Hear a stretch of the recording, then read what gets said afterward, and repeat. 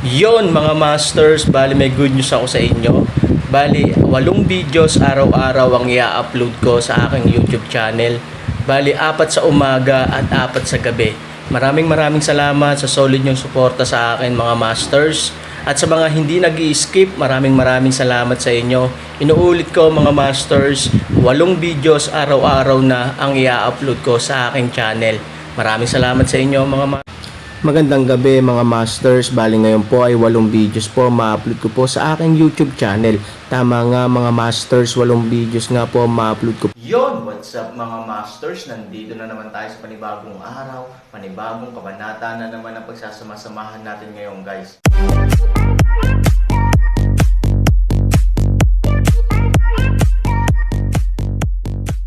Bali mga masters, kung bago ka pa lang po sa aking YouTube channel, please click the subscribe button, lalong-lalo na po yung notification bell guys, para maging connected pa rin tayo sa isa't isa at maging updated kayo sa mga susunod ko pang video.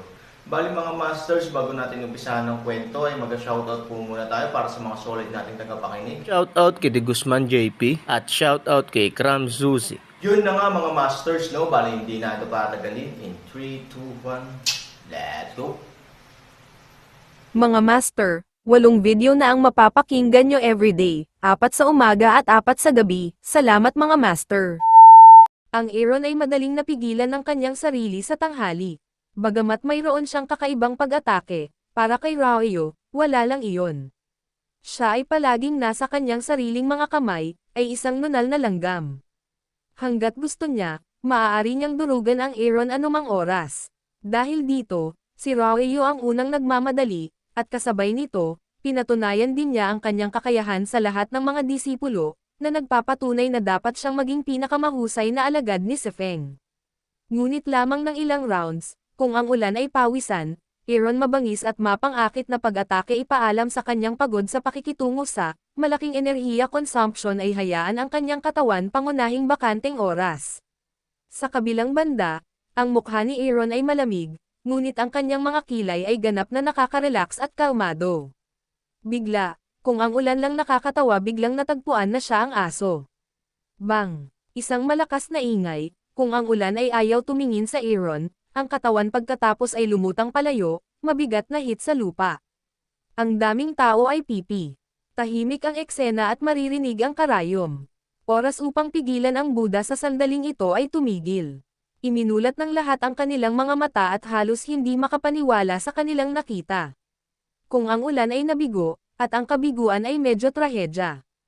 Ilang minuto na lang. Kung umuulan, halos hindi ito makatiis. At ang hinarap niya ay isang munting alipin ng nihilismo.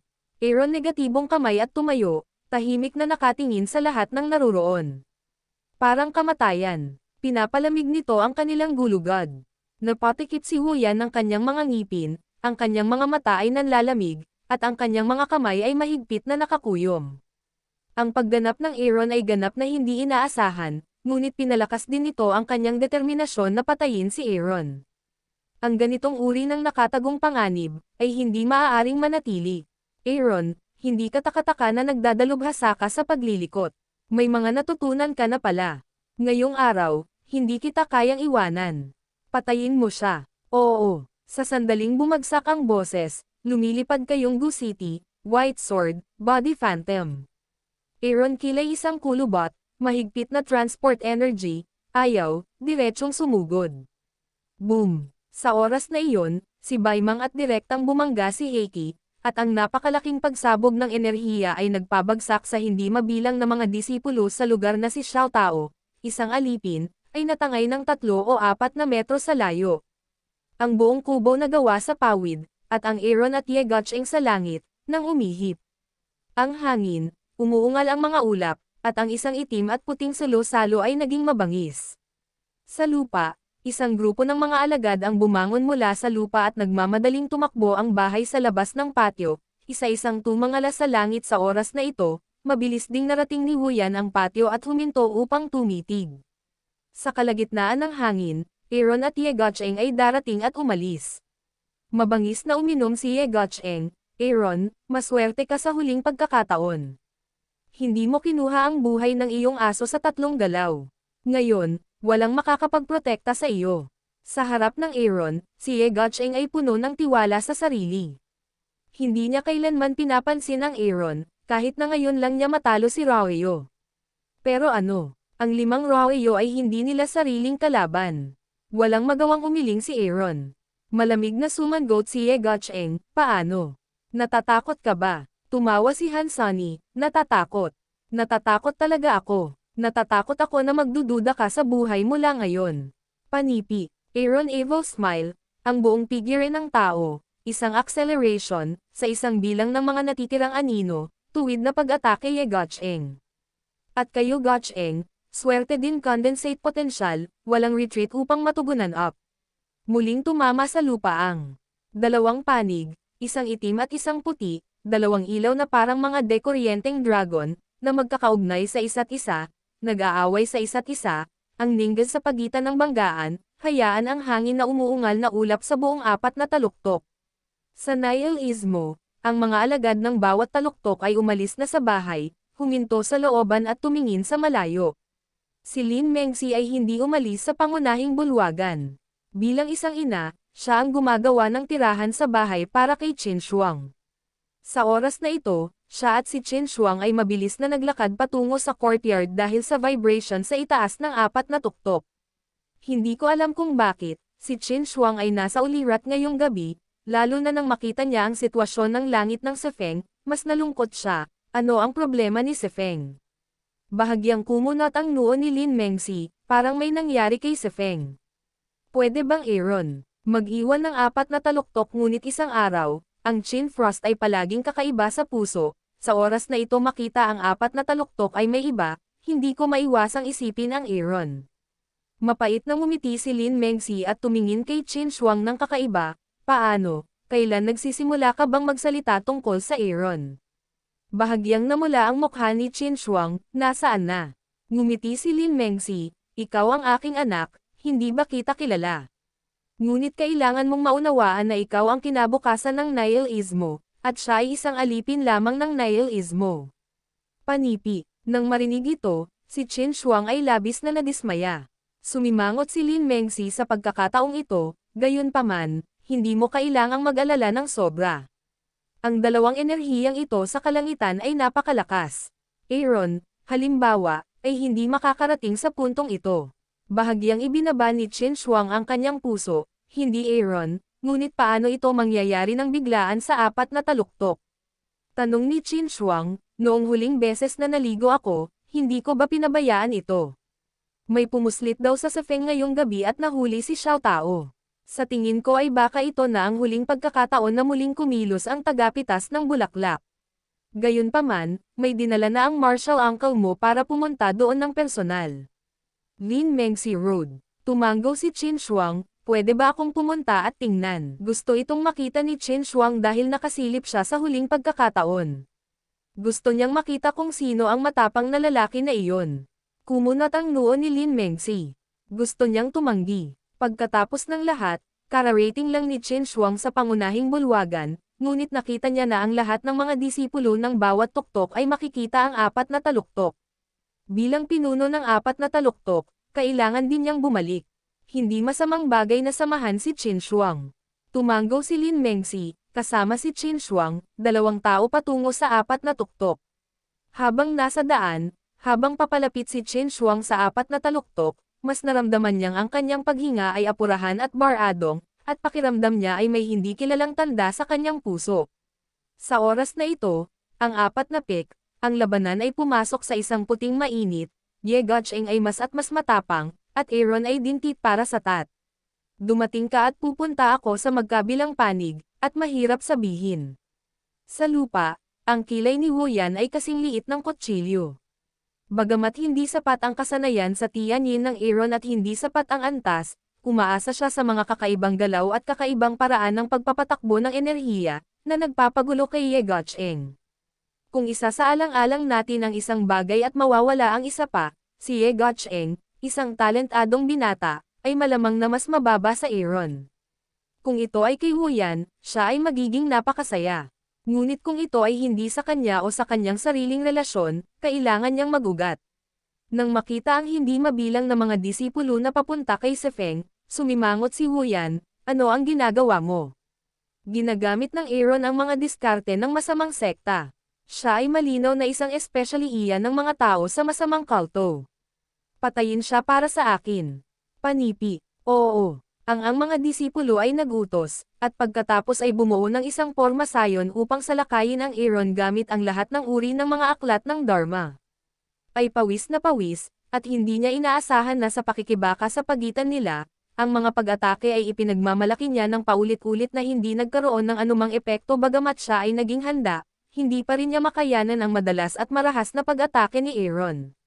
Bagamat iniisip ng mga tagalabas na ang dalawa ay pantay-pantay, si Ye Gucheng lamang ang nakakaalam na kung patuloy siyang lalaban, siya ay matatalo. Ang pagkawala ng enerhiya sa kanyang katawan ay napakaseryoso, at hindi na ito magtatagal nang makita ang mga tulong sa pag-atake na kasing siksik ng artillery sa lupa, si Ye Gucheng ay natuwa.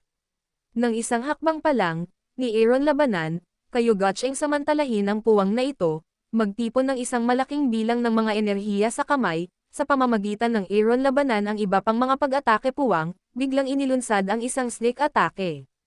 Kulog at apoy. Boom! Isang malaking bowl ang apoy na bumabagsak mula sa langit, patungo sa tuktok ng Aaron Mount Tai. Gumagamit ng itim na enerhiya ang kanang kamay ni Han Sanchen na Tianyin upang hawakan ang pader ng depensa upang labanan ang pag-atake ng mga disipulo, at lumiit ang kanyang kilay.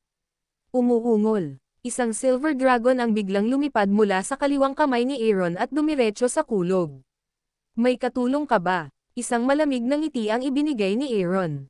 Sa sandaling lumabas si Linlong, ang kanyang katawan ay nagiging pilak na liwanag, at ang kanyang buong katawan ay direktang dumadaan sa kalangitan ng kulog na apoy. Sa isang pagsabog sa kalangitan, ang apoy ng kulog sa kalangitan ay agad na natutunaw. Hindi nagtagumpay si Ye Gucheng sa pag-atake. Dumura siya, Aaron, hinahanap mo si kamatayan. Gamit ang isang malaking alon ng kamay ni Ye Gucheng, lumipad ang isang lumilipad na elepante mula sa manggas nito at sumugod sa Linlong. Sa lupa, isa-isa ring dumating ang lahat ng mga alagad ng Nihilismo. Nang dumating si Lin Mengsi, narinig din ng mga matatanda ng bawat rurok ang balita at nagmadaling pumunta sa gitna ng kubo na pawid sa hardin ng gulay. Itinaas ni Elder Shofeng ang kanyang mga mata upang makita ang kalangitan. Nagtagpo ang lahat ng mahika ng mga alagad. Masyadong maliwanag ang liwanag para makita kung sino ang Central Defense. Nakikita ko lang si Ye Gucheng na nakikipaglaban sa kanyang alagang lumilipad na elepante. Hindi ko inaasahan na ang dakilang kilusan ng Nihilismo ay dulot ng nakahiwalay na lungsod. Nang sabihin niya ito, halatang sinabi ito ni Kuya Shofeng kina Kuya Erfeng at Sanfeng. Kitang-kita ang pagmamayabang nito. Ang malaking balita ay ang sagisag ng lakas. Inamin ito ni Elder Erfeng sa kanyang puso, ngunit sarkastikong sinabi, oo, kaya ko.